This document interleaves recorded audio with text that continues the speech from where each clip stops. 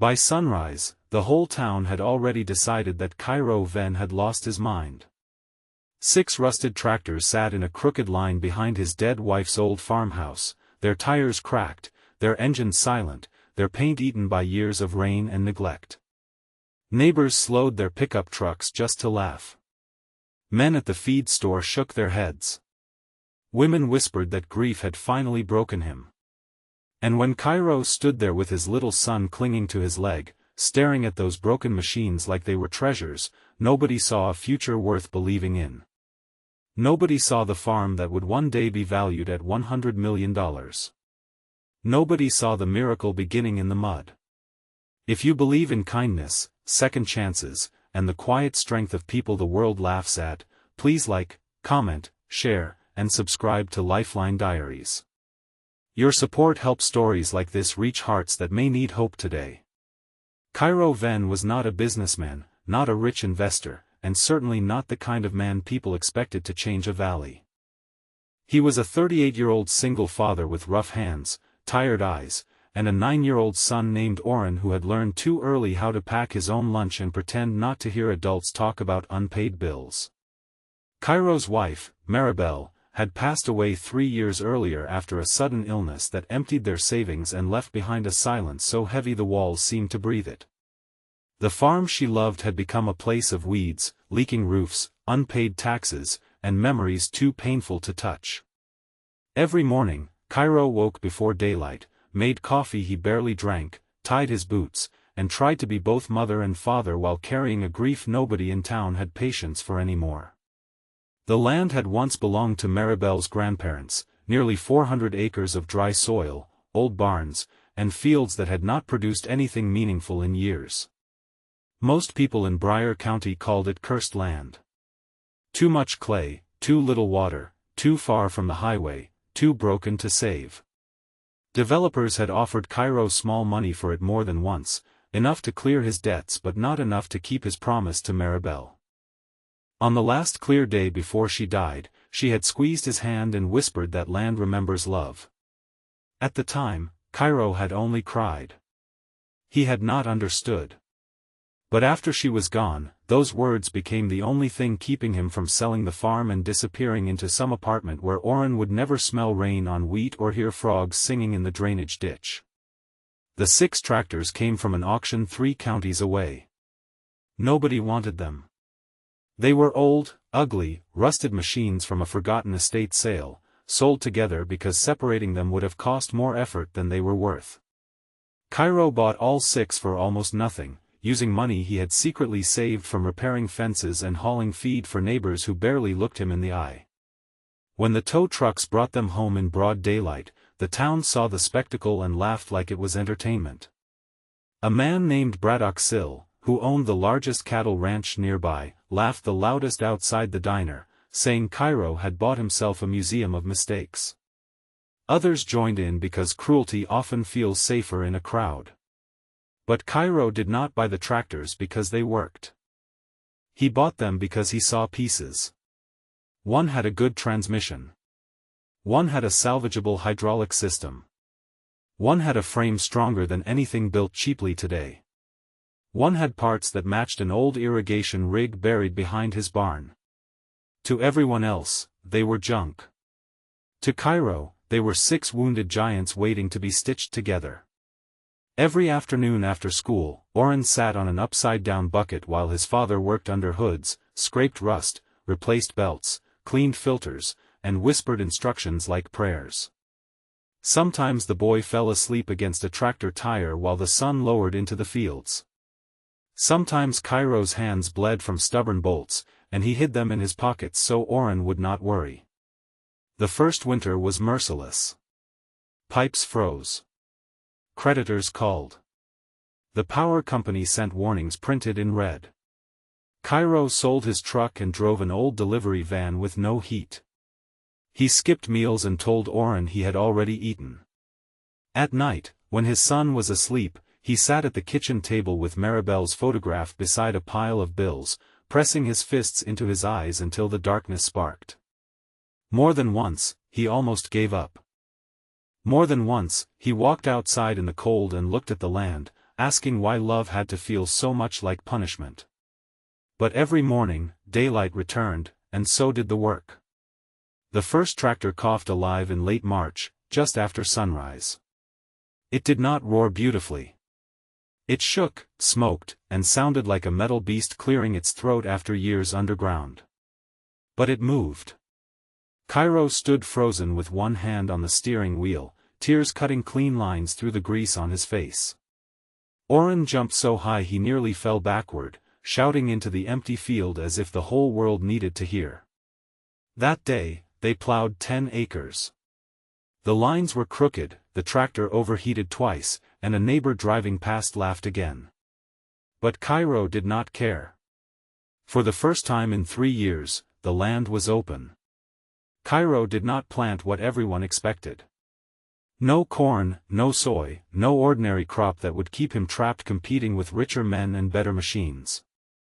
Late at night, he had studied soil restoration, specialty herbs, greenhouse farming, organic vegetables, seed diversity, and drought-resistant fruit. He learned from library books, free videos, agricultural forums, and old farmers who posted advice for anyone humble enough to listen. He discovered that the neglected clay soil could be healed with cover crops, compost, careful water channels, and patience. He found buyers in nearby cities looking for clean produce grown without chemicals. The plan was risky, almost impossible, and exactly the kind of thing desperate people attempt when ordinary roads are already closed.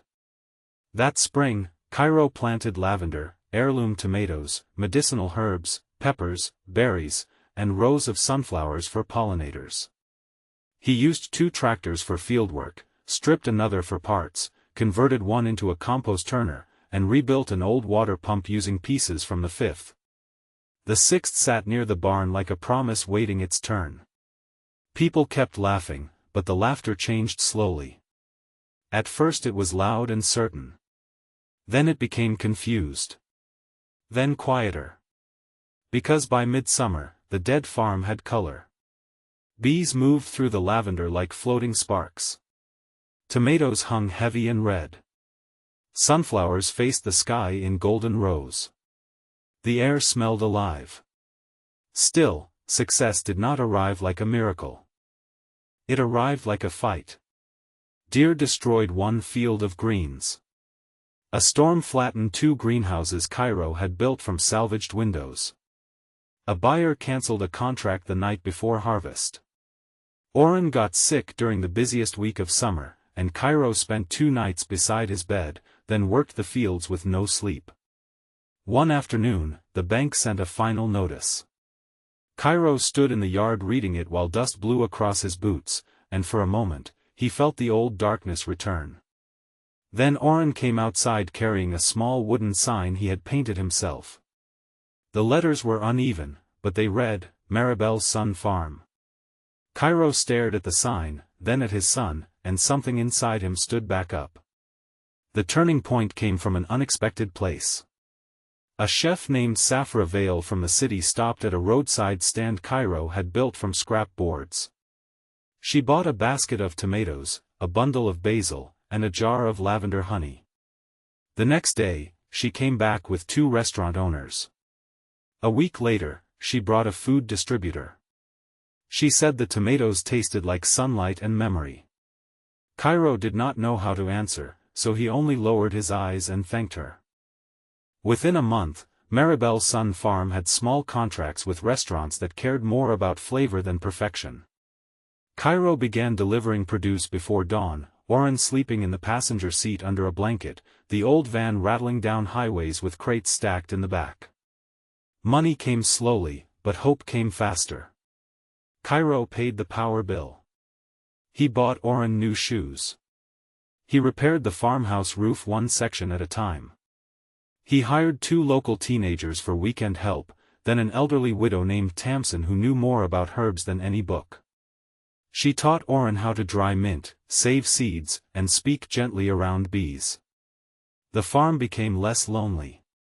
People who had mocked Kairo began stopping by with cautious compliments, pretending they had always known he was onto something. Braddock Sill still laughed, but less often. By the third year, the farm had changed completely. The rusted tractors were no longer jokes. They were legends. Kairo had rebuilt them into specialized machines, each with a purpose. One pulled harvest carts. One ran irrigation. One powered composting equipment. One had been modified for narrow herb rows. The fifth became part of a mobile greenhouse system. The sixth, finally restored, sat at the entrance painted deep green with Maribel's name on the side. Visitors took pictures beside it, never knowing they were standing where people once pointed and laughed. Kairo expanded carefully. He did not chase wealth. He chased resilience. He built greenhouses, rainwater systems, cold storage, seed banks, and a small processing kitchen. Maribel's Sun Farm began selling herbal teas, sauces, dried flowers, honey, organic produce boxes, and seedlings. Safra helped introduce the farm to larger buyers, but Kairo refused deals that would strip the soul from the land. He hired single parents, former prisoners, veterans, widows, and young people nobody else trusted. He paid fair wages before he paid himself. He created training programs so workers could learn farming, mechanics, bookkeeping, and food production. The farm did not just grow crops. It grew people. Oren grew too. The quiet boy with sad eyes became a teenager who could repair an engine, balance an invoice, and identify soil health by smell. Yet he still carried grief in small hidden places. On Maribel's birthday every year, he and Kairo planted one new tree at the edge of the fields. Apple, pear, plum, fig, peach. Year after year, the memorial grove grew wider, its branches stretching like arms around the farm. On difficult days, Kairo walked there and told Maribel everything. He told her about the first profit, the first employee, the first award, the first time Oren laughed without looking guilty afterward. Then came the drought that nearly ended everything. It was the 7th year, and rain vanished from the valley. Wealthy farms drilled deeper wells. Smaller farms collapsed. Fields turned brown. Livestock auctions overflowed with animals people could no longer feed. Braddock Sill, once the loudest man in town, watched his pastures burn under the sun. But Kairo's farm survived because of choices everyone had called foolish years before. His rainwater ponds held reserves. His soil, rebuilt with compost and cover crops, retained moisture. His diversified crops did not all fail at once. The rusted tractors, patched and rebuilt, kept running when newer machines broke down under dust and heat. One afternoon, Braddock drove to Maribel's Sun Farm and stepped out of his truck looking smaller than anyone remembered. His ranch was close to ruin. He needed hay, water access, and help repairing irrigation pumps. Years earlier, he had mocked Kairo in front of the whole town. Now he stood in the same yard where the rusted tractors had once sat and could barely meet Kairo's eyes. The workers watched from a distance. Oren, now 16, stood beside his father, remembering every cruel word. Kairo could have refused. He could have reminded Braddock of the laughter, the humiliation, the years of being treated like a fool. Instead, he looked across the dry fields and saw not an enemy, but another man afraid of losing everything. Kairo helped him. He sent mechanics to repair Braddock's pumps. He sold hay at cost. He shared water management plans with any farmer willing to learn. He opened evening workshops under the big packing shed, teaching soil restoration, crop diversity, and low-cost machinery repair. At first, people came ashamed. Then they came grateful. The same town that had laughed at Kairo began gathering under his lights, taking notes while he spoke softly from a wooden platform with grease still under his nails. Kindness did what revenge never could. It changed the ground beneath everyone. Years passed, and Maribel's Sun Farm became famous far beyond Briar County. Documentaries came. Investors came. Agricultural universities came. The farm became a model for regenerative agriculture, specialty food production, worker ownership, and rural renewal. Kairo created a cooperative so employees shared in profits. He launched a foundation that gave rebuilt tractors and training to struggling family farms. He bought abandoned land not to control it, but to restore it.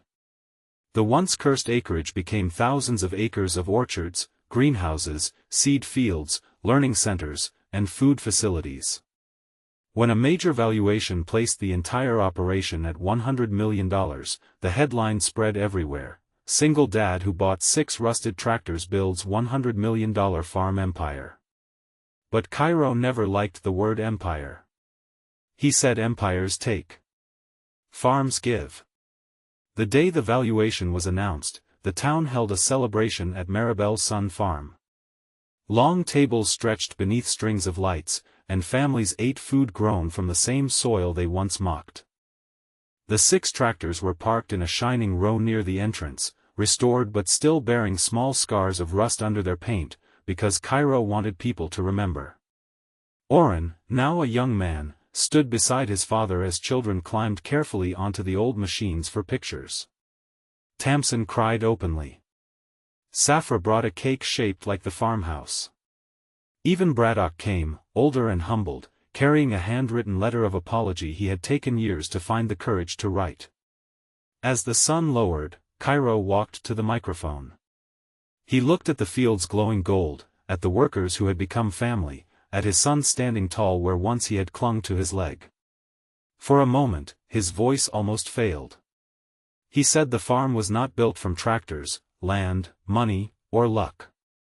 It was built from a promise to a woman who believed dead things could bloom again. It was built from a child who needed his father not to quit. It was built from every person who had been laughed at, counted out, rejected, or told they were too broken to matter. Near the end of the celebration, Oren led his father to the memorial grove. The trees were heavy with fruit now, their leaves moving softly in the warm daylight breeze. Beneath the oldest apple tree, Oren had placed a new sign carved from oak. It read, "For Maribel, who saw the harvest before the seed." Kairo touched the words and finally cried without hiding it. Not from pain alone, but from the strange mercy of a life that had taken so much and still found a way to give something back. If this story touched your heart, please like the video, share it with someone who needs hope, comment your thoughts, and subscribe to Lifeline Diaries. Sometimes one story can remind a tired soul not to give up. Special request: comment, "Second chances can bloom, if you believe broken beginnings can still lead to beautiful endings."